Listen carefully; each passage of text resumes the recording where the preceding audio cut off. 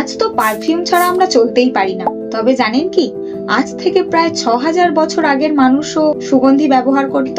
হ্যাঁ, তবে সেক্ষেত্রে পারপাসটা একটু আলাদা ছিল।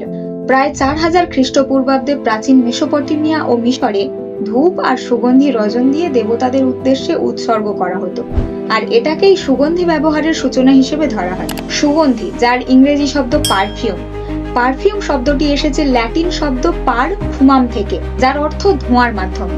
ভারতে সুগন্ধির প্রাচীনতম উল্লেখ পাওয়া যায় বরাহ মিহিরের বৃহৎ সংহিতায়। আবার অগ্নিপুরাণে বলা হয়েছে রাজারা প্রায় ১৫০ রকম সুগন্ধি দিয়ে স্নান করতেন।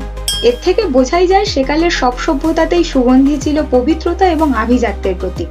তবে আধুনিক সুগন্ধি শিল্পের ভিত্তি স্থাপিত হয় পার্সিয়ান চিকিৎসক ইবনে সিনার হাত ধরে। তিনি ১০ম শতকে পাতন বা ডিস্টিলেশন প্রক্রিয়ার মাধ্যমে ফুল থেকে আতর এবং গোলাপ জল তৈরির আধুনিক প্রক্রিয়ার উদ্ভাবন করেন, আর এর মাধ্যমে তরল আতরের ব্যবহার জনপ্রিয় হয়ে ওঠে।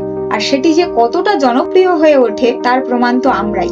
আনাচে কানাচে লুকিয়ে থাকা ইতিহাসের এমন অজানা গল্প জানতে ইউটিউবে সাবস্ক্রাইব করুন এবং ফেসবুকে ফলো করুন কাল গল্প, অতীত আজ, গল্প রূপে।